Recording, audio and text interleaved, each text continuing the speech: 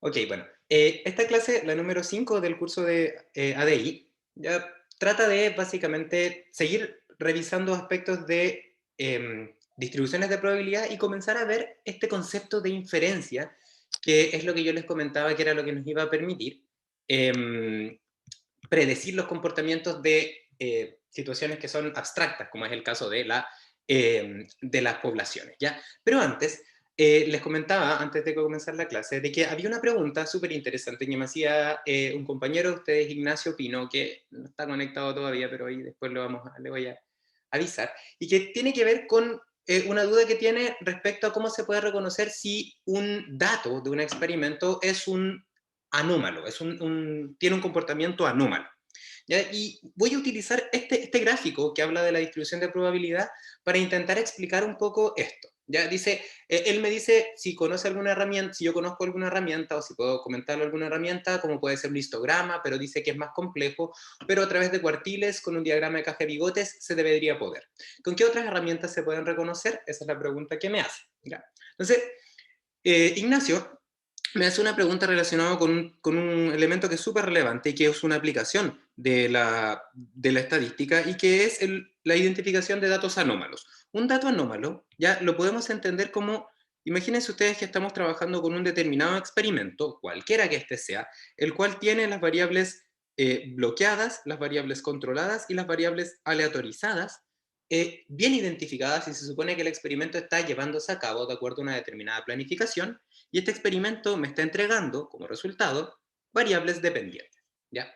Bajo el supuesto de que este experimento es un experimento aleatorio, ¿ya? Y si es un experimento aleatorio que tiene controladas o sea, tiene identificadas y debidamente bien manejadas este tipo de variables independientes, bloqueada, controlada y aleatorizada, perdón, yo esperaría que si es que obtuviésemos un gráfico donde todo se mantiene constante, la bloqueada, constante, la controlada y aleatorizada, la variable, perdone la redundancia, aleatorizada, entonces en cada uno de los experimentos que hiciéramos, el experimento 1, 2, 3, en los cuales lo que está constante se mantiene constante, y medimos la variable dependiente, esperaríamos que esta variable tuviera una determinada forma que yo les comentaba, y les voy a explicar por qué en un segundo, tuviese una forma normal, ¿ya? Una forma de cómo aparece que es normal, y que básicamente que sea normal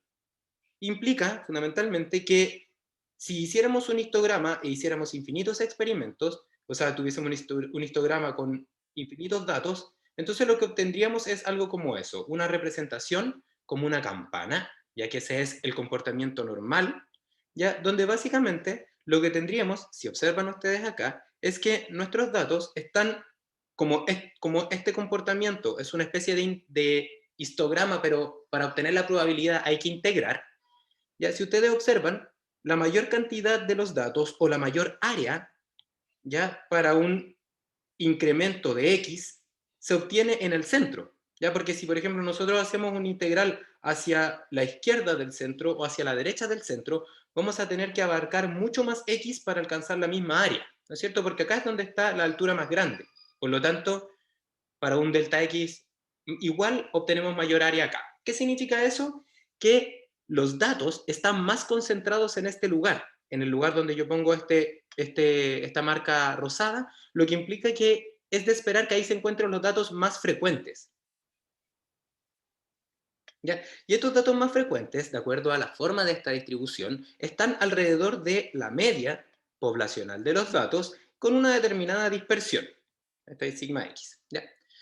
Entonces, cuando nosotros, imagínense que dentro de todo este análisis, nosotros y nosotras identificamos que, o desconfiamos de un dato, del dato Y3, por ejemplo. ¿Por qué desconfiamos de él?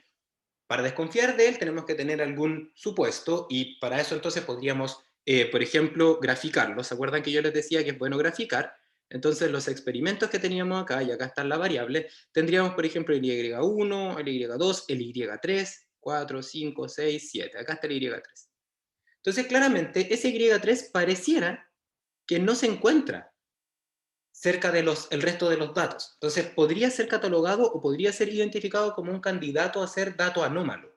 ¿ya? Porque es mucho más grande que los otros. Lo mismo, por ejemplo, si es que el Y3 estuviese para abajo, sería lo mismo, ¿ya?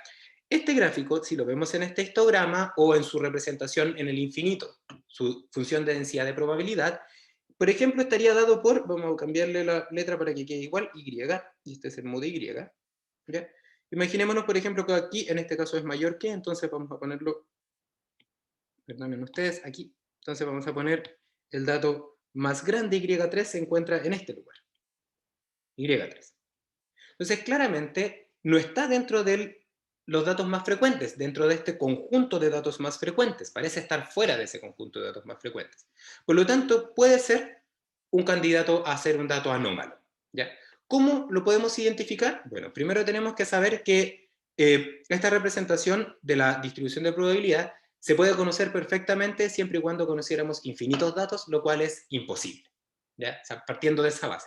Entonces lo que hacemos es suponer que, por ejemplo, si sacáramos el dato Y3, todos estos datos, vamos a poner acá, si sacamos el dato Y3, vamos a ponerlo así, ese no va, y tendríamos entonces el dato Y1, Y2, Y4, todos esos datos pertenecerían a un experimento sin datos anómalos, porque el Y3 es el dato que estamos considerando como dato anómalo. Entonces, lo que podemos hacer es identificar los estadígrafos, ¿ya? Con solamente los datos que no son anómalos, y a partir de esto, identificar el límite de un determinado porcentaje de datos que son los más frecuentes. Límite, por ejemplo, de los beta por ciento de datos más frecuentes. ¿Ya? Así podríamos hacerlo. Y identificar si es que ese dato se encuentra o no dentro de este límite. ¿Ya? ¿Cómo podríamos identificar el beta por ciento de los datos más frecuentes, entendiendo que el dato anómalo vamos a suponer que es un dato que está fuera de este beta por ciento de los datos más frecuentes? Lo que tendríamos que identificar serían esos límites, que sería, por ejemplo, este límite inferior y este límite superior. Y con este límite inferior y ese límite superior, luego comparar si es que el dato Y3 cae dentro del intervalo de los datos más frecuentes, o sea, vamos a hacerle un zoom, que este que está acá, eso sería el intervalo de los datos más frecuentes, o cae fuera de él. ¿Ya? Eso sería una forma de hacerlo de manera analítica. ¿Ya? Y para eso, hoy yo les voy a enseñar cómo calcular estos intervalos, cómo calcular este límite. ¿Ya? Pero, siguiendo la pregunta, para terminar, existen otras metodologías, no es la única. ¿Ya? Existe una metodología que la vieron en la ayudantía que se llama el gráfico de probabilidad normal. ¿Ya? El gráfico de probabilidad normal sigue una idea similar a lo que yo les acabo de mostrar, que voy a hacer ahora esta gráfica ya directamente, ¿ya? Donde acá tenemos la media de Y y acá tenemos una desviación estándar. ¿Ya? Y el gráfico de probabilidad normal lo que te dice es que, o te permite identificar aquellos datos que son anómalos cambiando una escala. ¿Ya? La escala es la escala de cuantiles normales, cuantil normal, y se basa en un ordenamiento de los datos. ¿Ya? ¿Cómo sería el ordenamiento de los datos? Se ordenarían de menor a mayor, ¿ya? Y una vez que tenemos los datos ordenados de menor a mayor, entonces aquí vamos a poner los datos Y, y como habíamos visto, el dato Y3 era el más grande, así que lo vamos a dejar por el final. Aquí, por ejemplo, está el dato menor, que va a ser, por ejemplo, Y4, Y1, Y2, Y5, y al final, el dato más grande, Y3. ¿Ya? Y lo que hace es graficar esto en el eje de las ordenadas, en el eje vertical, no miento, perdón, en el eje de las abscisas, en el eje horizontal, ¿ya? Y lo grafica con respecto a los cuantiles normales, que se llaman, que es una forma de identificar o de separar mejor los datos, ¿ya? Y la forma de identificarlos corresponde a, es una ecuación, una fórmula directamente, que es básicamente I menos 0.5 partido por n, ¿ya? Tiene un motivo de por qué es eso, ya que tiene que ver con una representación aproximada de cómo serían los datos o cómo sería la probabilidad de encontrar datos más pequeños que el dato que queremos analizar, ¿ya? Entonces, aquí le ponemos la letra perdón, y latina, entonces sería 1, 2, 3, se ordenan con un orden correlativo, por ejemplo, está el dato n, siendo n el número total de datos, ¿ya? Y lo que hacemos con ese i es calcular entonces el cuantil normal QI. Entonces acá sería, no sé si tenemos, no sé, 10 datos, ¿ya? Entonces sería este 0,5 dividido 10, este sería 1,5 dividido 10, y así hasta el último dato, que sería 9,5 dividido 10, ¿ya? Entonces, este método, que es un método gráfico, lo que pide después es graficar en el eje de las ordenadas, como yo les decía, los cuantiles, el QI, y en el eje de las abscisas el Y. Y en este caso lo que observamos es que estos datos que están acá siguen una línea recta. ¿Ya? Todos estos datos que están acá, si se fijan, es una transformación recta con respecto a ahí. Por lo tanto, todos están ahí, están igualmente espaciados. ¿Ya? O sea, en este eje están los datos así. Y en este otro eje están los datos que están espaciados de acuerdo a lo que salga en el experimento. ¿Ya? El tema acá es que si todos los datos están cerca, están dentro de este límite de datos más frecuentes, es de esperar que esos datos se comporten de tal manera de que sean datos que estén juntos y medianamente distribuidos como en una línea recta. Y cuando tenemos un dato como este, que es un dato que es anómalo, lo que sucede es que este gráfico lo acusa. ¿Cómo lo acusa? Como esto es el eje Y aquí, entonces, por ejemplo, este dato que aquí estaría el cuantil penúltimo y acá estaría el último, como este está tan alejado de los otros, cuando toda esa distancia, el dato aparece acá. Entonces nosotros decimos, mira, todos estos datos siguen un comportamiento similar, que es aproximadamente una línea, y este dato que está acá, no, por lo tanto este dato no pertenece. Esa es otra forma de identificar datos anómalos. Y tiene un supuesto que tiene que ver con la normalidad. Y la otra metodología para determinar datos anómalos, ¿ya? Que con esto concluimos, ¿ya? Corresponde justamente a lo que me preguntaba Ignacio, que era identificar los cuantiles. En este caso los cuartiles.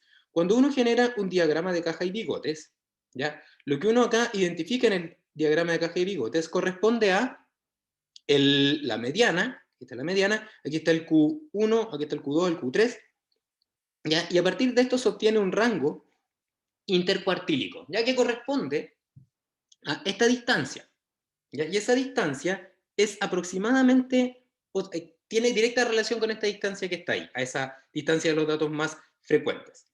Entonces lo que se hace es identificar un límite, ¿ya? Que representaría, solamente fijándome en los datos, el 50% de los datos más frecuentes, o sea, los que están alrededor de la mediana, y ese rango, que es el que limita al 50% de los datos más frecuentes, se multiplica por un factor que generalmente es 1,5, pero hay otros discriminantes, y entonces ese factor de rango intercuartílico por 1,5 luego se grafica con respecto a la mediana. ¿Y qué sucede acá? Sucede que si es que, por ejemplo, el rango intercuartílico multiplicado por este factor no incluye, por ejemplo, a los datos que están en estos extremos, ¿ya? Se caracterizan como datos anómalos, ¿ya? Y no solamente tiene que ser ese, por ejemplo, puede ser también, no sé, imagínense que en este 25% de los datos más chicos, resulta que el límite de donde nosotros vamos a considerar que no hay datos anómalos, está acá y resulta que había 3 datos, el mínimo y 3 datos más. Todos estos datos se pueden clasificar y marcar como datos anómalos, ¿ya? Ahora, si aparece la pregunta lógica, ¿cuál método se usa? Se usan todos, ¿ya? ¿Y a cuál método le creo? Depende del problema, ¿ya? Y aquí hay también un asunto de interpretación, ¿ya? Porque igual la idea es que ustedes están identificando datos experimentales, y estos datos experimentales son datos que tienen un significado, ¿ya? Entonces no es solamente estas técnicas que yo les muestro, se complementan con el análisis que hace el experimentador, experimentadora o analista, ¿ya? Entonces, cuando queremos identificar datos anómalos, pueden recurrir a el criterio de los del tanto por en los rangos intercuartílicos, a el gráfico de probabilidad normal, graficando los cuantiles normales y entonces identificando estos datos que están todos juntitos, por lo tanto están todos en este lugar, excepto este dato que se fue muy lejos, ¿ya? Y también, y o de hecho, porque pueden ser complementarios, no son excluyentes, podemos identificar, determinar de manera visual cuáles son los candidatos a ser datos anómalos, sacarlos, obtener entonces los límites de los datos más frecuentes a partir de la distribución de probabilidad, y con eso entonces determinar si es que esos datos anómalos están dentro del límite de normalidad o de frecuencia o no. ¿Ya? Entonces eso tiene que ver con una pregunta que me hacía Ignacio, que espero que cuando vea este video le quede más claro, y también, por supuesto, a ustedes que si tenían esta duda les haya quedado un poco más claro. ¿Ya? De todas maneras, si hay más preguntas también me las pueden decir y ahí podemos seguir trabajando. ¿Ya? Entonces, voy a compartir ahora un asunto porque estábamos acá. Lo que estábamos viendo en la clase, ¿ya?, tenía que ver con justamente estas distribuciones de probabilidad, que ya vimos que tenía un uso que tiene que ver con la determinación de límites para decretar, por ejemplo, cuando un dato experimental es un dato anómalo, porque es un dato que está fuera del conjunto del resto de los datos, por lo tanto, fuera de los datos más frecuentes. ¿Ya? Pero en la última clase también nos quedamos conversando un rato, una pregunta que me hacía Carlos, un compañero de ustedes, que me hacía una pregunta súper interesante de un trabajo que está haciendo, y me preguntaba acerca de, que tenía una duda respecto a otras distribuciones de probabilidad, distintas a las que vemos en este curso, ¿ya? Entonces me dio una idea, mientras conversaba con él, de explicarle esto de una manera un poco distinta y que creo que va a ser un poco más, otro punto de vista, básicamente, para entender bien el concepto. Entonces, yo les comentaba que las variables continuas, ¿ya?, no podemos utilizar una función para predecir la probabilidad de que la variable continua x tenga un valor.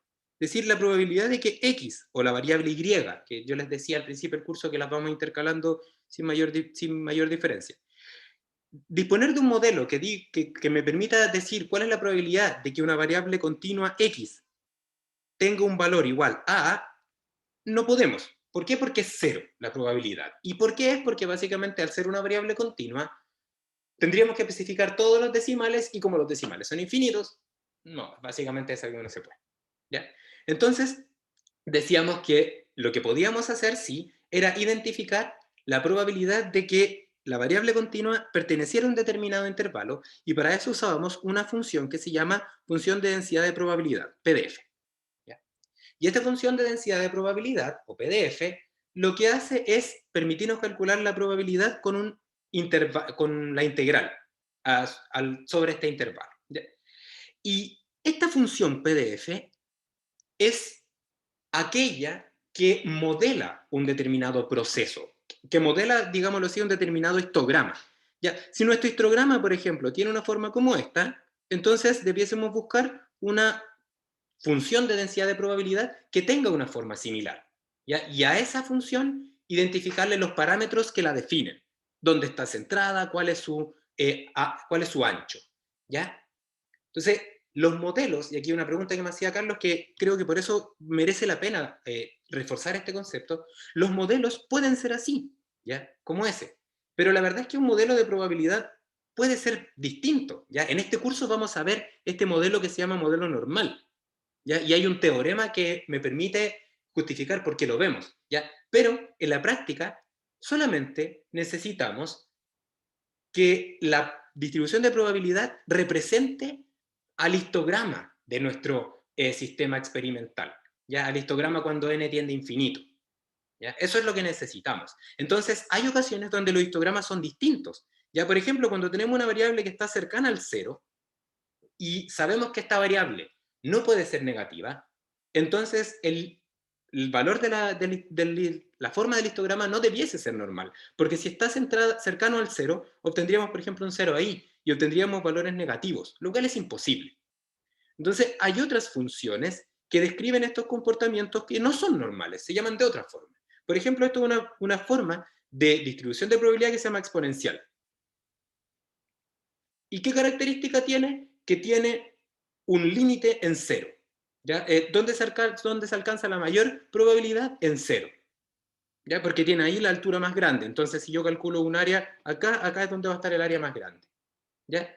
Y es una distribución que, a diferencia de la normal, que es simétrica, y también llamada insesgada, ¿ya? Esta es una distribución asimétrica. Y es una distribución asimétrica, y de hecho una distribución asimétrica sesgada hacia la derecha. ¿Por qué? Porque tiene una cola larga hacia la derecha, ¿ya? Por ejemplo, hay ocasiones donde queremos determinar la distribución del tamaño de las burbujas. Por ejemplo, yo estoy trabajando con una ex compañera de ustedes que ella está haciendo una investigación respecto a cómo modelar un comportamiento en columnas de lixiviación, y es muy importante el tamaño de las burbujas. ¿Ya? Perdón, de flotación, perdón. El tamaño de las burbujas. Y el tamaño de las burbujas se describe con estos comportamientos porque queremos determinar qué tan frecuente es obtener un determinado tamaño de burbuja. Y esa función de probabilidad no se parece a la normal, se parece más bien a una exponencial o a otros modelos, ¿ya? Entonces hay muchos modelos, y los modelos, cuando uno quiere, por ejemplo, definir una ecuación, tiene que hacer dos cosas para definir una ecuación. La primera cosa que tiene que hacer es definir la forma. Por ejemplo, polinomio, forma polinómica, ¿ya? Forma exponencial, forma, etc. Y lo segundo que tiene que hacer es definir los parámetros que me permiten básicamente cerrar el modelo, ¿no es cierto? Porque una forma es decir que es un polinomio, pero si decimos que vamos a representar los datos con un polinomio, lo segundo que tenemos que hacer es definir los parámetros, ¿ya? Entonces, los modelos, imagínense, los modelos de probabilidad, puede ser un polinomio, puede ser cualquier función que cumpla con tres características, ¿ya?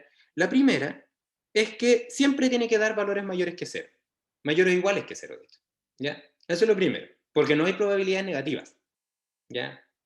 Lo segundo es que la integral de x que pertenece a su espacio muestral debe ser 1. O sea, la función tiene que predecir luego que la probabilidad de que x pertenezca a su espacio muestral tiene que ser 1. Eso es una restricción que tiene que tener, porque de lo contrario no sería una buena predicción de la probabilidad. Y la tercera es que la distribución de probabilidad tiene que predecir la probabilidad, si no, no serviría, ¿no? ¿Ya? Y si eso lo tenemos claro, cualquier función que cumpla esas características y que se asemeje al histograma o que lo describa de manera adecuada, va a ser una distribución de probabilidad, ¿ya? Espero que se entienda la idea, si no, ahí me pueden preguntar, ¿ya? Entonces, en este curso, ya hasta a donde yo quería llegar, ¿ya? Dice Paulina. Paulina me dice, profe, cuéntame, Paulina. ¿Puedes repetir la segunda? La segunda, asumo que se refiere a la segunda, a esta segunda, ¿sí? A la segunda que estoy mostrándole en la pantalla, esa que dice la integral de menos infinito a infinito. No, estoy leyendo, perdón, estamos en tiempo real. ¿Qué cosa? Cuénteme. Sobre lo que debe cumplir. Ah, sí, ok. Gracias, Paulina. Creo que entendí, si no, me interrumpe, ¿ya? Lo que yo les decía es que la distribución de probabilidad no necesariamente tiene que ser normal. En este curso vemos esta, porque es un ejemplo, pero todo lo que vamos a aplicar sirve también para otras, ¿ya? Y esas otras, básicamente, como les explicaba, tienen que cumplir esto, que se parezca al histograma. Ya que cuando nosotros hacemos un histograma con muchos datos, porque para determinar una distribución de probabilidad de un proceso determinado necesitamos harto dato, ya para no equivocarnos. ¿Ya? ¿Ok? Pero bajo esa lógica que vamos a pensar que estamos ya no en este curso, sino que estamos en la aplicación, y nos damos cuenta de que nuestros datos no deberían comportarse de manera normal, porque no hay datos negativos y la media está centrada cercana al cero, por ejemplo. Entonces, podemos postular otras funciones, donde la única característica que deben tener esas funciones que van a describir una función de densidad de probabilidad son, primero, que sea positiva, o cero, no puede ser negativa. La segunda es que cuando yo postule la forma y cuando yo obtenga los parámetros, ya después de un proceso, que ese proceso no lo vemos en este curso, pero me lo pueden preguntar por interno, les puedo dar material si es que así lo necesitan. Hay un curso de estadística avanzada donde les explican estas cosas, ¿ya? Entonces, la segunda característica es que cuando yo postule la forma y obtenga los parámetros, si es que yo luego de eso hago la integral para determinar la función de probabilidad que ya tiene los parámetros, alfa van a ser los parámetros, ¿ya? ¿Ya? Y esto vamos a hacer esta integral porque esta integral es equivalente a la probabilidad de que x pertenezca a su espacio muestral. Cuando obtenga los parámetros, esto me tiene que dar 1 o 100%. ¿Por qué? Porque de lo contrario, fallaría en predecir una probabilidad. Y esa probabilidad corresponde a que x pertenezca al espacio muestral. ¿Ya? Y eso tiene que ser 100%. Lo vimos en las clases al principio cuando vimos la definición de espacio muestral, que corresponde al intervalo, en este caso, donde estamos 100% seguros que va a estar la salida de un experimento. ¿Ya? Y la tercera es que prediga una probabilidad. O sea que si yo quiero calcular la probabilidad de que x se mueva entre estos dos valores, que pertenezca a un rango entre a y b, entonces cuando yo integro la distribución de probabilidad con los parámetros, vamos a ponerlo mejor así, donde iba a meter los parámetros, ya obtenidos mediante un procedimiento de ajuste, entonces esa integral me dé de manera adecuada la probabilidad, porque de lo contrario sería un mal modelo. ¿Ya? Entonces, ¿por qué no cumpliría su función? Paulina, ¿eso era lo que te quedaba la duda? ¿Sí? Ya, súper. Ahí me respondió que sí. Súper bien. Ya, entonces, vamos a avanzar un momento y vamos a ir saltándonos algunas. De nada. Ok, entonces, ¿por qué yo le estoy dando la lata con esto de la distribución normal? Ya no es porque sí, ya no es porque el profe es pesado y dice normal a cada rato y está medio loco con lo normal. No, ya tiene un motivo. Y ahí el motivo es algo que quería mostrarles. ¿Ya? Y que tiene que ver con se llama teorema del límite central, ya que es un teorema, así que por lo tanto es algo súper interesante. ¿Ya? Y que básicamente hace que nos enfoquemos mucho en esta forma de PDF. ¿Ya?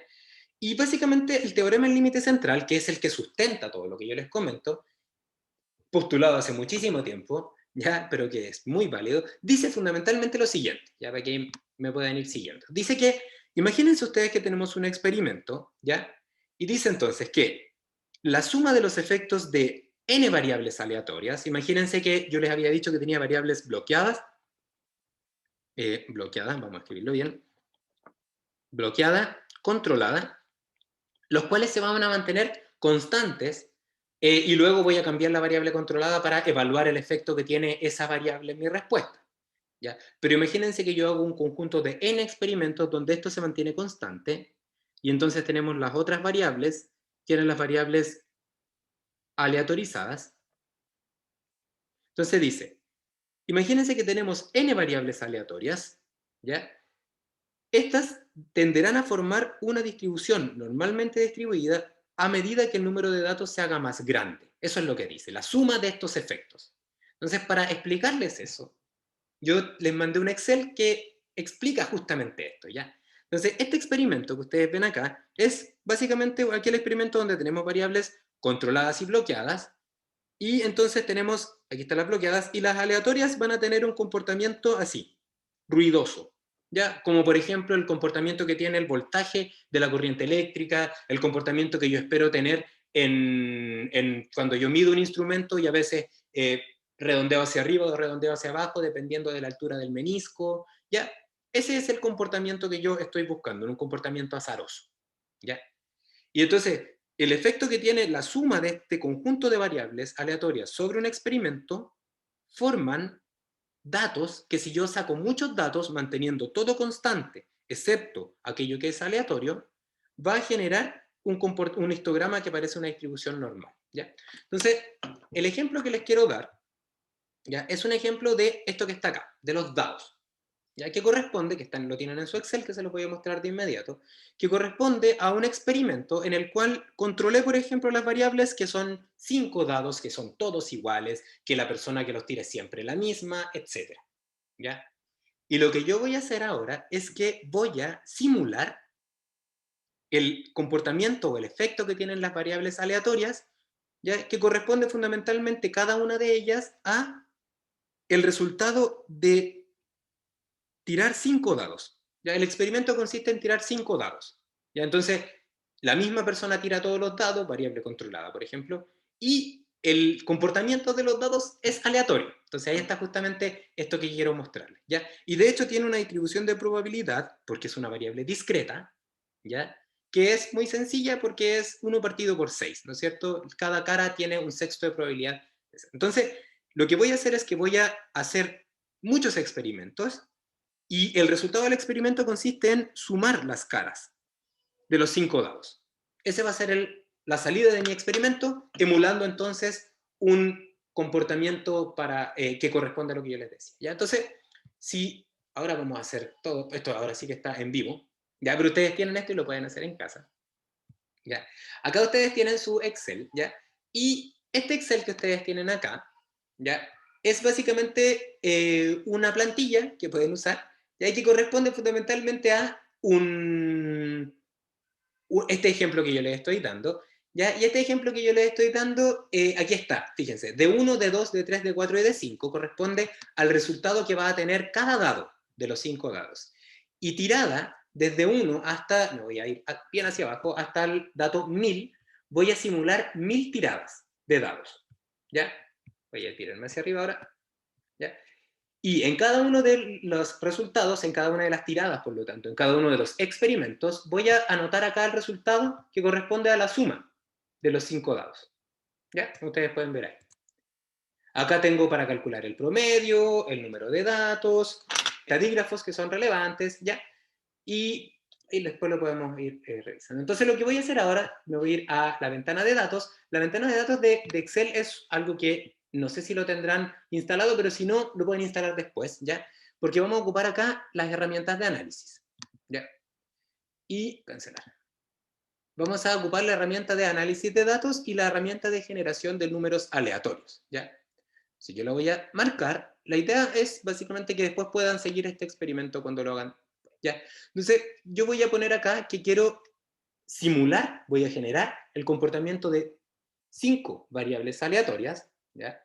Y voy a hacer un experimento con 1000 números aleatorios que creo que haga. Y le voy a pedir, ¿ya? Que voy a ocupar una distribución, aquí hay varias, aquí está la normal, que de hecho la vamos a usar, pero yo les voy a mostrar la distribución discreta, ¿ya? La distribución discreta corresponde a esta que yo les estoy mostrando acá, que corresponde a evento y su probabilidad. Es una tabla. ¿Ya? Esa es la forma de cómo uno ingresa estos datos. Y el rango de salida le voy a poner que sea acá, que sea acá. Y ahí va a tirar los dados hacia abajo. ¿Ya? Entonces vamos a ponerle a aceptar. Está ahí en este momento va a tirar los dados, está tirando los 5 dados 1000 veces. Ya va a ser un poco... ahí está. Y aquí están los dados. Aquí tiro los dados. Entonces fíjense, para la primera tirada, simuló que había el dado 1 le dio 3, 5, 6, 6 y 1, y así sucesivamente. Cada una de estas tiradas son independientes y siguen esta regla de probabilidad. Entonces el resultado de mi experimento sería la suma de ellos, ¿ya? Y ustedes ven que aquí sería 21, tanto y tanto. Entonces con esos datos lo que haríamos, ¿ya? Sería sacar un promedio, una serie de cosas, y con esto lo que vamos a hacer es hacer un histograma. ¿Ya? Y aquí en este histograma están, por ejemplo, la clase, la etiqueta de clase, fundamentalmente todos los elementos. ¿Ya? Entonces ahora lo que voy a hacer con la herramienta con la misma herramienta de Excel de insertar un gráfico, y en este caso voy a poner el gráfico histograma, ¿ya? Que es este. Fíjense cómo es la forma de este... necesito irme bien para atrás. Ahí. Fíjense cómo es la forma de ese histograma que vamos a intentar. Lo voy a poner acá arriba. Ahí sí. Ahí está. Fíjense la forma que tiene este histograma. Es un histograma que es normal, ¿ya? Que si observan tiene una forma donde están los datos centrados en un valor central y luego de manera simétrica se está yendo hacia la izquierda y hacia la derecha, ¿ya? Y eso fundamentalmente, ¿qué dice? Dice que, voy a poner el número de clase, voy a poner las 32. ¿Por qué le pongo 32? Porque es raíz de n, ya por eso. Ahí está. Y aquí está el histograma. Fíjense cómo es. Fíjense la forma que tiene. Tiene una forma así como una campana. Entonces, esta forma de campana, la idea luego sería modelarla, ¿ya? Y modelarla, y se supone que esta forma de campana describiría cualquier proceso cualquier dato obtenido en un experimento aleatorio que tiene sus variables controladas y que sus variables también están bloqueadas, las que están bloqueadas, y que el resto están aleatorizadas, o sea que seguí el procedimiento de experimento aleatorio, ¿ya? Y claro, aquí, como investigador e investigadora, usted debiese decir, pero es que ahora lo que yo debiese hacer es identificar, por ejemplo, imagínense que esto es un comportamiento nuevo que están viendo, entonces ahora lo que habría que hacer sería, para postular una distribución de probabilidad, sería buscar la forma de una distribución que tenga que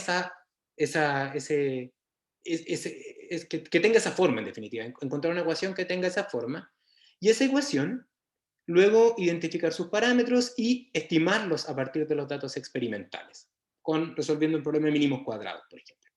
¿Ya? Entonces, esta forma, que es como una campanita donde está el valor en el centro, los datos más frecuentes, y luego hacia abajo corresponde a los datos que se alejan simétricamente, se llama normal y se puede modelar con una ecuación, que es una ecuación que se llama distribución gaussiana.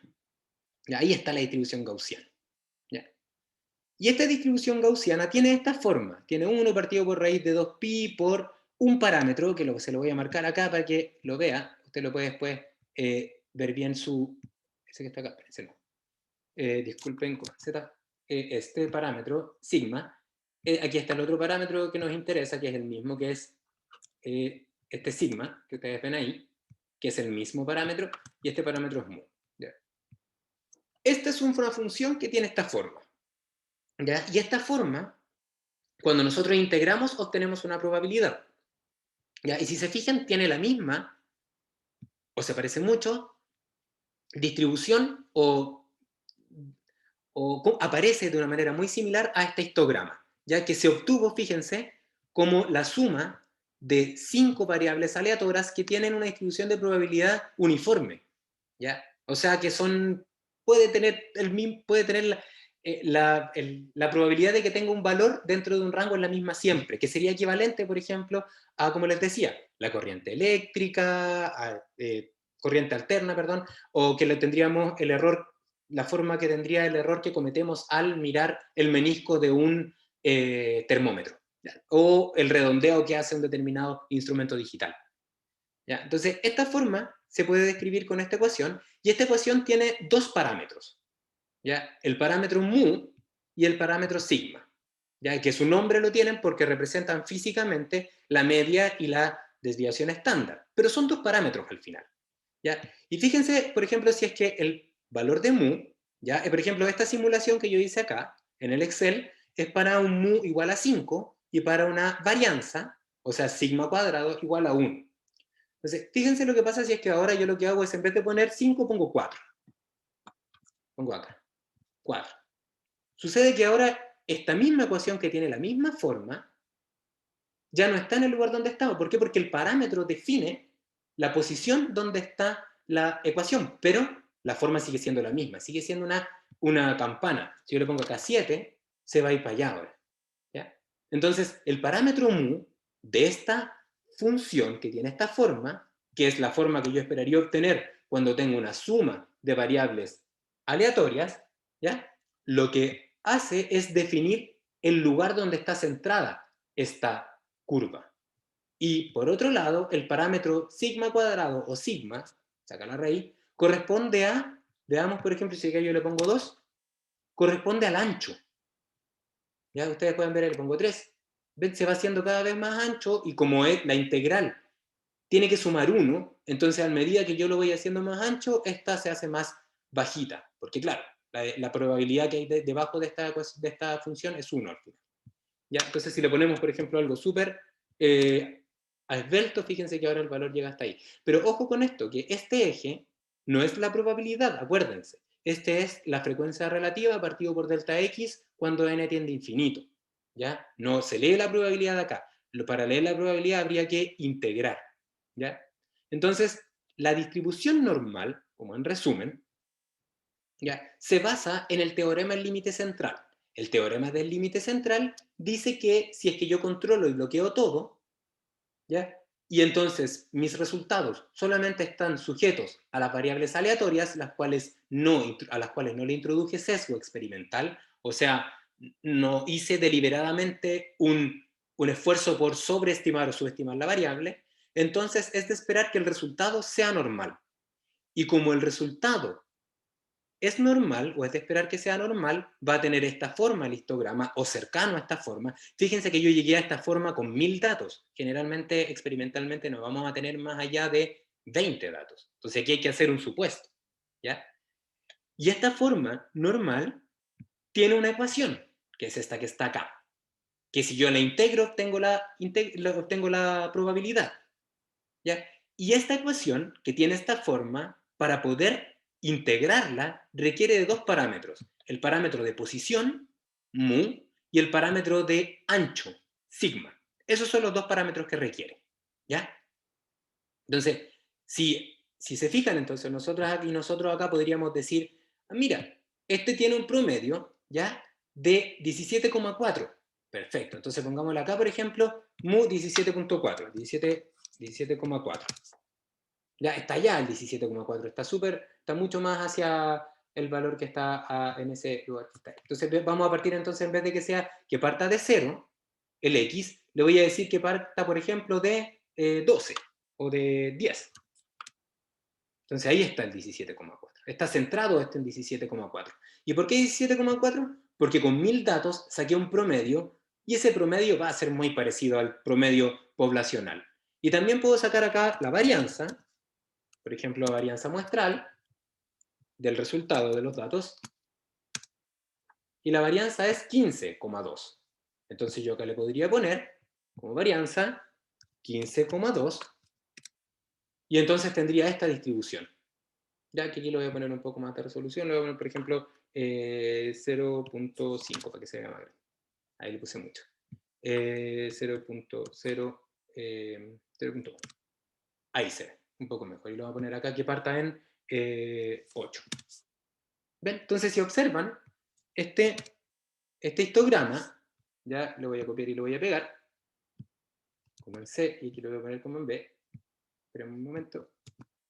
Si observan este histograma, tiene mucha similitud con esta distribución de probabilidad. Y es porque básicamente cumple esa característica, ya que es que la función de distribución de probabilidad tiene un comportamiento similar. Fíjense que si yo esto está partiendo en 7 acá, ya esto está partiendo en 0, por eso no se ve precisamente igual, y en este caso está llegando a 30, habría que hacer un ajuste. Ya, pero lo interesante es que si yo pudiese, por ejemplo, tomar esto y meterlo ahí adentro, lo que obtendría sería algo que descansa sobre estas alturas. Por supuesto, ahí habría que esto dividirlo por el delta X, porque esto es densidad de probabilidad y esto es frecuencia relativa, ¿ya? Tengo una pregunta que me hacen acá en el chat, que me dicen, Tomás, dice, profe, tengo un problema con mi Excel y no puedo tirar la parte de los datos, no me deja siquiera abrir la ventana para hacer el cálculo de estirada. ¿Sabe qué podría hacer? Sí, Tomás, no se complique ahora, lo puedo hacer después, porque el Excel va a quedar para usted. Ya lo que tiene que hacer, ya y todos a quienes no les resultó, tienen que irse a datos y tienen que instalar las herramientas de análisis. Eso es lo que les estaba explicando acá. ¿Ya? Tienen que instalar los complementos. Yo lo tengo acá, la herramienta para análisis, y tengo también el solver. Si no lo tienen que instalarlo. Dependiendo de su computador, si es PC o es Mac, hay dos formas de instalarlo, pero pueden buscarlo ya en Google, pueden poner instalar complementos de Excel. Y entonces, cuando hagan eso, instalar el complemento que está acá, herramienta para análisis y solver add-in. Los dos los tienen que tener, ¿ya? Ahora mismo no pierda el tiempo aquí, lo puede repetir usted con calma más adelante, ¿ya? Súper, perfecto, Tomás. Ya, entonces, espero que les haya quedado claro esta idea y por qué seguimos viendo lo normal, que esto es una forma un poco distinta a cómo he intentado explicar esto durante todas las veces que hago el curso, porque, bueno, la idea fundamentalmente es que ir mejorando, ¿no es cierto? Entonces, voy a volver a compartir mi pantalla ahora, ya, para seguir trabajando con este mono. Entonces, en definitiva, el teorema del límite central nos ayuda. ¿Por qué? Porque nos permite ahorrarnos un poco de pega. ¿Ya? No siempre sirve, ¿ya? Porque como les explicaba, si los datos están centrados cerca del cero, ¿ya? Como es el caso, por ejemplo, yo les mostraba este ejemplo de acá. Como esto está en el centro, aquí está mu y, por ejemplo, o mu x, si, por ejemplo, cuando yo hago todo este procedimiento de 1000 datos que tengo, y obtengo que la media está cerca del 0, muy cercana al 0, por ejemplo, la media me da que es 0.01, ¿ya? Y los datos experimentales no pueden ser negativos, lo más probable es que allá aparezcan datos negativos. Si yo sigo sin mirar el histograma, si yo pienso que esto es un comportamiento normal, ¿ya? Entonces, en ese caso, claro, uno tiene un límite, porque el comportamiento normal es simétrico. Pero resulta que si es que esto está centrado en el 0,01, ¿ya? Y los datos solamente pueden ser positivos, imaginémonos que acá está el 0, eso quiere decir que todo esto que está acá no debiese ser físicamente factible. Entonces, claramente, esos resultados del experimento no son normales, tienen otra forma. Y hay que determinarla. ¿Y cómo se determina? Como les mostraba, viendo el histograma y a partir de esto identificando aquellas distribuciones de probabilidad que tienen una forma similar a los histogramas. Si me quiere preguntar de dónde puedo sacar más formas, en el texto del curso, en el Montgomery, aparecen varias otras distribuciones, ¿ya? Por efectos de tiempo, en este curso trabajamos solamente con la normal, pero para el resto esto es análogo, ¿ya? Entonces, dicho eso, recuerden, esta distribución normal o cualquier otra necesita parámetros para poder definirla completamente. En particular, la distribución normal tiene dos parámetros. ¿Dónde está centrado? Que corresponde justamente por estas casualidades de la vida a la media poblacional, y qué tan ancho o qué tan dispersos son los datos, que corresponde a la varianza o a la desviación estándar, dependiendo si le saca la raíz o no, pero también es poblacional. ¿Ya? Entonces, si queremos calcular probabilidades, ya asumiendo que tenemos un experimento que tiene forma normal y que, porque este experimento se realizó con todo lo que tiene que ver con los experimentos aleatorios, o sea, ese es el supuesto previo, que me permite hacer todos los análisis posteriores, ¿ya? Esta distribución normal, ¿ya? Va a quedar completamente definida si es que yo conozco la media y la varianza, o la desviación estándar. Y con estos dos valores yo entonces podría reemplazar acá, construir mi distribución y entonces integrar. Y eso es lo que se hace. ¿Ya? Y tendríamos que integrar entonces conocido el mu y el sigma, y entonces podríamos obtener una probabilidad. ¿Ya? Como una integral, por ejemplo, vamos a poner acá, entre A y B. Entre A y B. Obtendríamos la integral haciendo esto, A y B. ¿Ya? Pero hay veces donde, o mejor aún, hay una convención de utilizar una función que ya te entrega la integral directamente, y esa función que ya entrega la integral directamente se llama distribución normal acumulada, y que es básicamente una forma de evaluar directamente probabilidades, ¿ya? O sea, que ya tener la integral resuelta, ¿ya? Entonces, como la distribución normal o distribución gaussiana, ¿ya?, parte desde el menos infinito hasta el infinito, entonces la distribución normal acumulada es una forma de presentar los resultados de la distribución gaussiana integrándola desde menos infinito hasta un valor que yo decida, ¿ya? Generalmente, si es que f minúscula corresponde a la PDF, f mayúscula corresponde a la distribución acumulada, o sea, la ya integrada, ¿ya? Y entonces la f mayúscula de x igual a a, como dice ahí, correspondería a realmente la probabilidad de que x sea menor o igual que a, y sería calculada como la integral desde menos infinito hasta a de la gaussiana. Entonces, si acá ponemos el menos infinito, y acá está el valor de a, entonces el f de x de a sería todo este área que estoy achurando ahí. Y entonces, si queremos representarla en este eje de f mayúscula, entonces tendríamos acá y acá estaría la a. Y aquí entonces leeríamos, por ejemplo, que esta probabilidad, imagínense que es 75%. Entonces acá leeríamos 75. Es como un histograma acumulado, ¿ya? Y si, por ejemplo, nos vamos acá, y acá tenemos la media, mu x, entonces acá calcularíamos la probabilidad, que sería 50%, porque la distribución normal, la media, la mediana y la moda coinciden. Entonces acá tendríamos mu x, acá estaría 50%, y acá estaría entonces el dato, ¿ya? Y así podríamos entonces, no sé, 25, por ejemplo, acá estaría el A, y acá imagínense que es 25%, entonces acá estaría el 25, ¿ya? Y así se construye. ¿Y qué forma tiene esto? Si observan, esta distribución también tiene una forma bien característica, así como la PDF es una campana, cuando integramos la campana se transforma en una S. ¿Ya? Y es súper sencillo verlo porque fíjense que a medida que yo voy avanzando el A, esto va un área chiquitita, chiquitita, y aquí empieza a ser grande, grande, grande, grande, lo que implica entonces que esa integral comienza a aumentar muy rápidamente, porque en este caso esta es la pendiente de esa integral.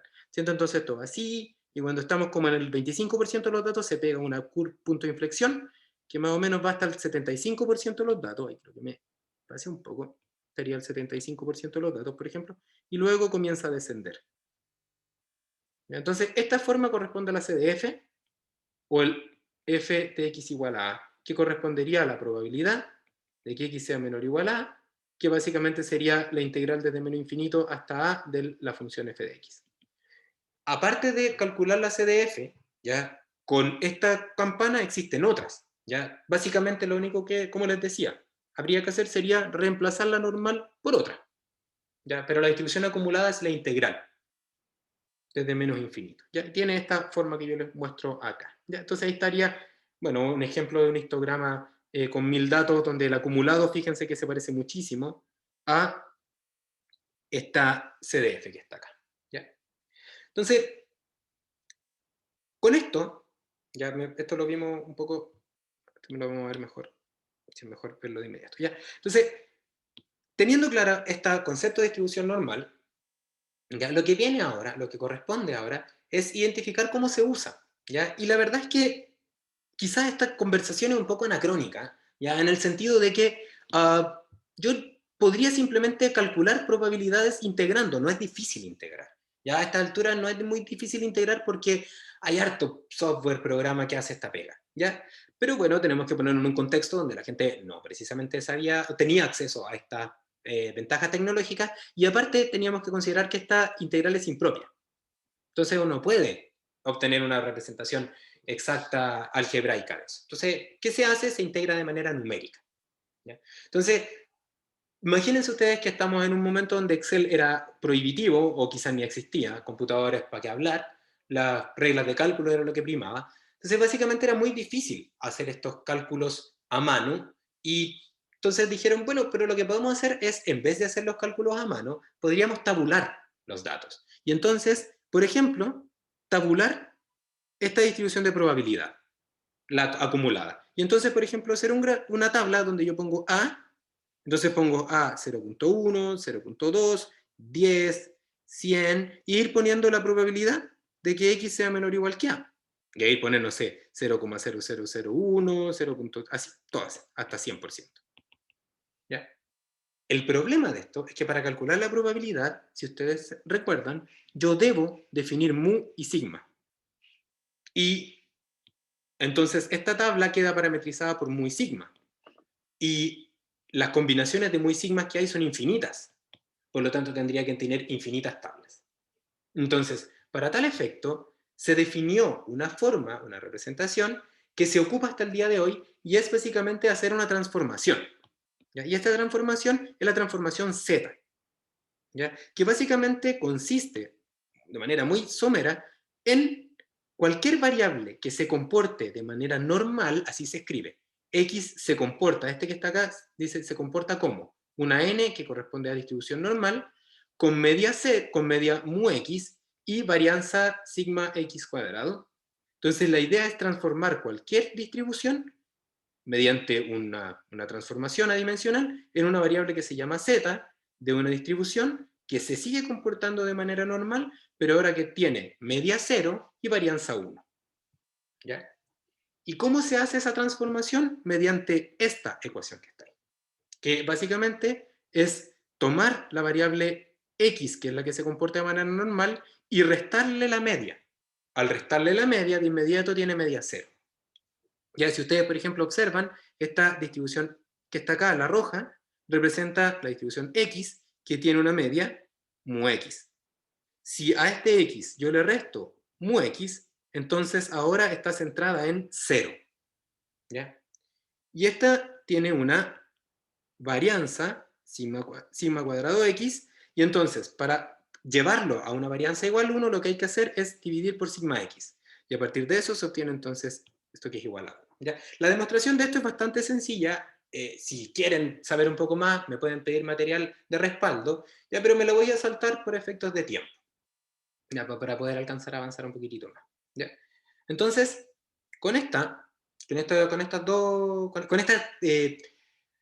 con esta modificación o con esta transformación, ¿ya? Isomórfica, de hecho, porque si se fijan, sigue siendo la misma forma normal, lo que estoy haciendo acá es dividir por un valor positivo y restarle un valor, o sea, sigue siendo la misma forma, podemos calcular probabilidades con una sola tabla, ¿ya? ¿Y cuál es la relación que hay para poder calcular la probabilidad? Entonces, para usar la distribución Z, si queremos calcular, por ejemplo, la probabilidad de que X sea menor o igual a, lo que podemos hacer es meternos dentro de ese intervalo y entonces poner X menor o igual que A, y entonces a esto restar a cada lado la media, ¿ya? Conocida, porque si no, no podemos calcular probabilidades, porque no conoceríamos los parámetros que definen la distribución de probabilidad, y a esto dividirlo por sigma y dividirlo por sigma, también conocida.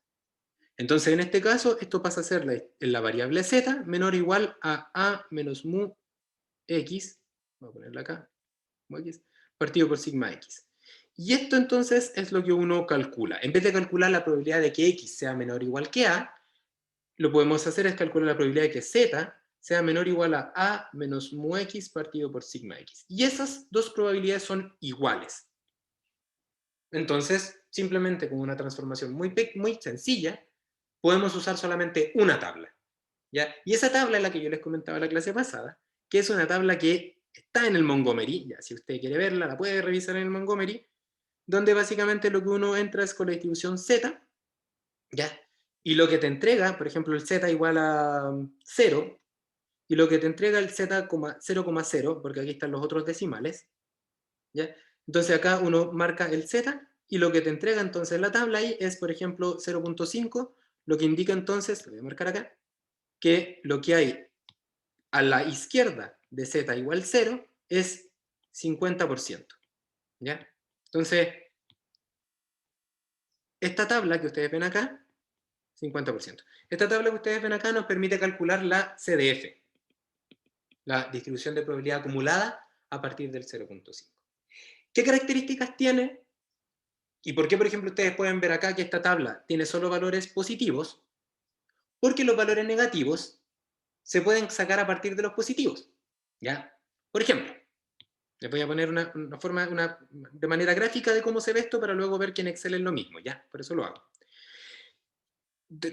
Tenemos una media, por ejemplo, que es igual a 5, por ejemplo, de un experimento, igual a 5. Tenemos una desviación estándar que es igual a 1, o mejor, para que no sea exactamente igual a eso, y vamos a poner igual a 2, ¿ya? Y queremos calcular la probabilidad de que x sea menor o igual a 3, ¿ya?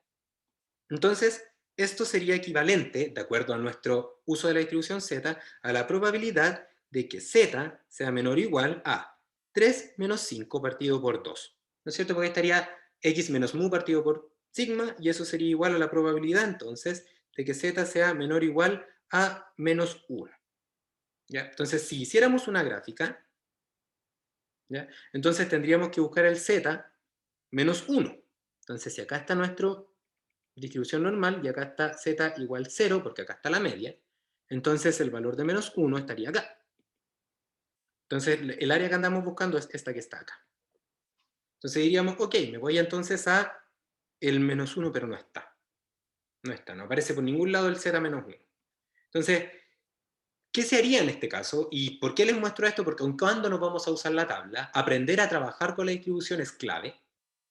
Entonces nosotros, como no tenemos el 1, diríamos, ok, pero si nos hacemos un zoom en esta distribución, como es simétrica, entonces esa área, que la voy a remarcar con amarillo, ya que es el área incógnita que andamos buscando, la podríamos obtener ocupando el concepto de simetría.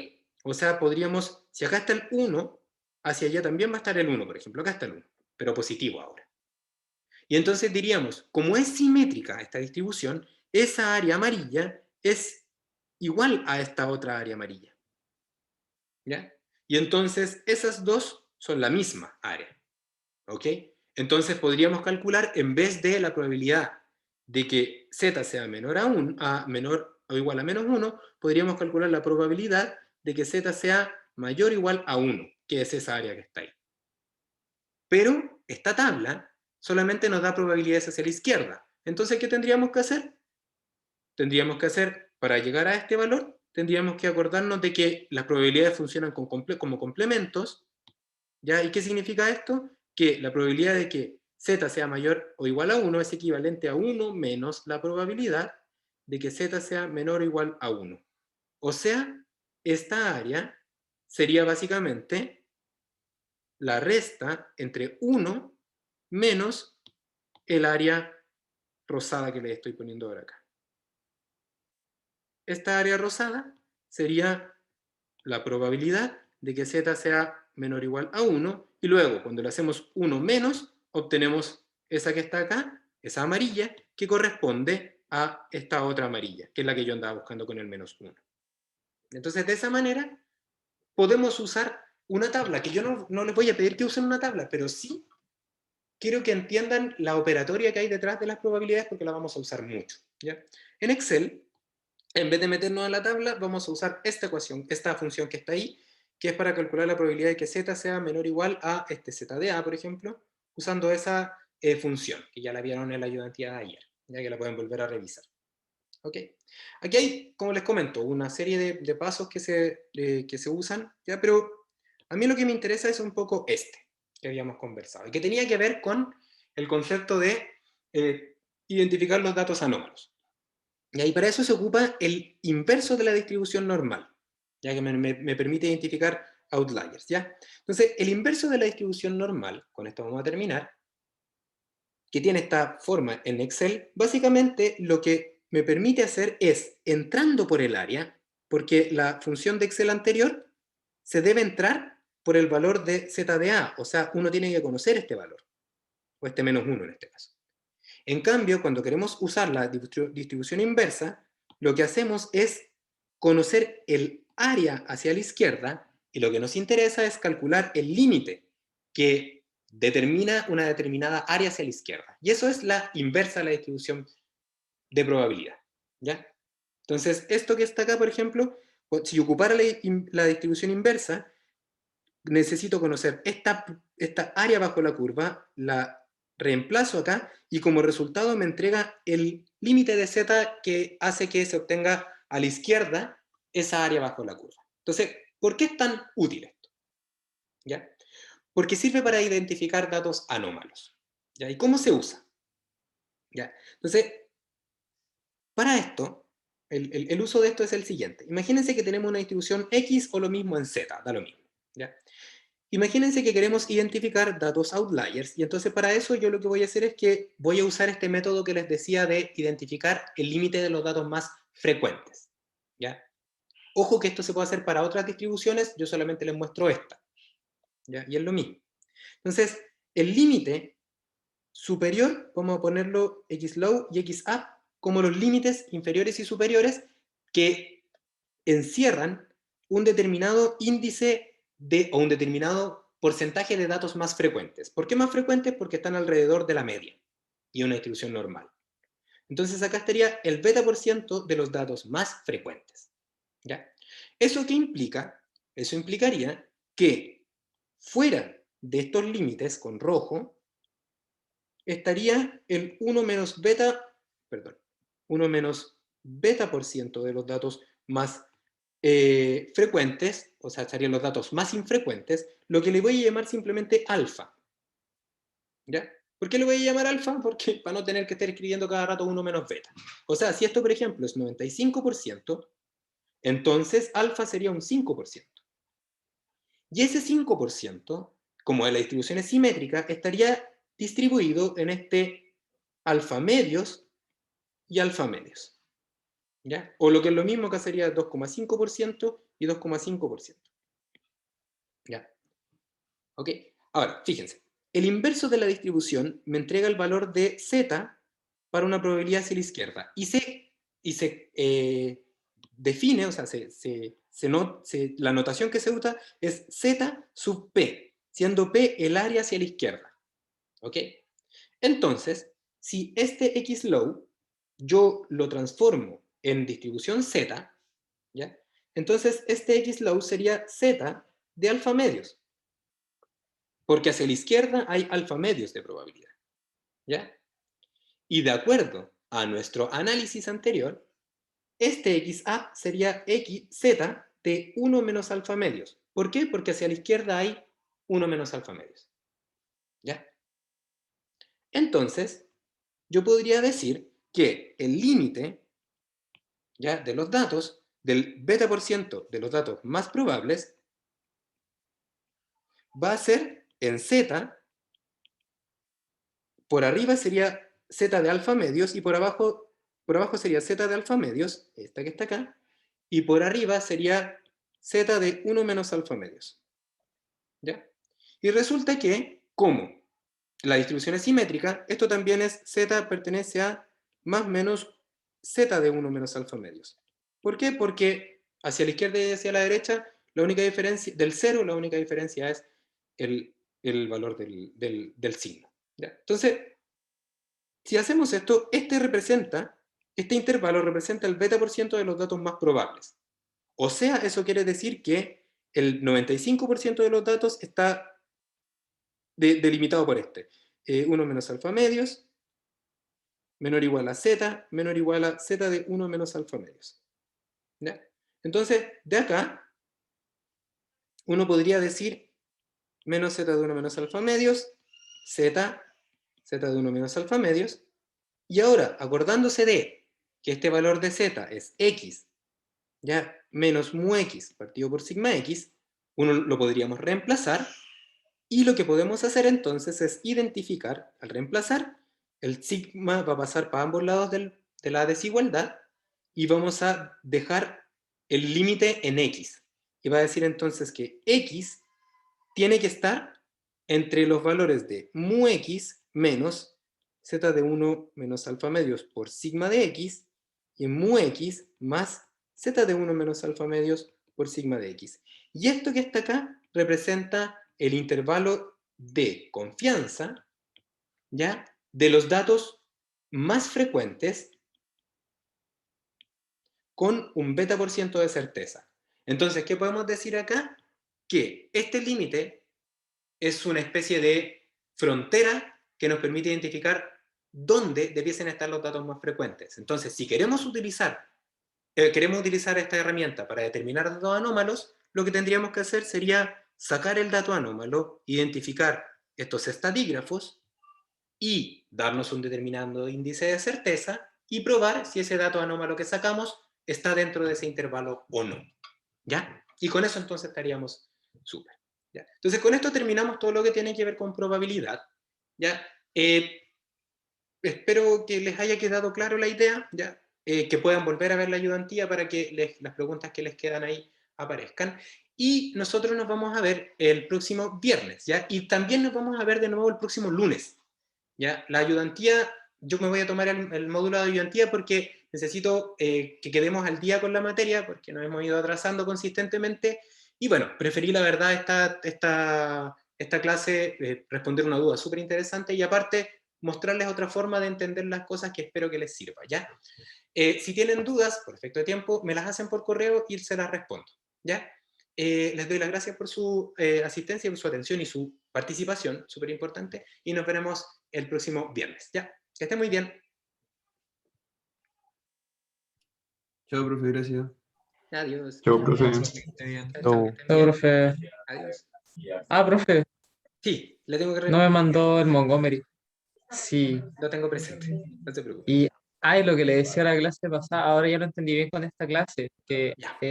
un autor que yo leí, Ujú. lo que hizo fue reemplazar el x menos mu de la integral, lo Ya. reemplazó por residuales. O sea, tomó el dato medido menos el de la Sí, ecuación.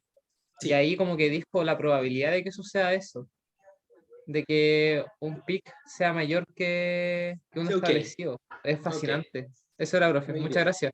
Ya, que esté muy bien, chao, chao, que les vaya bien. Igual, está muy bien.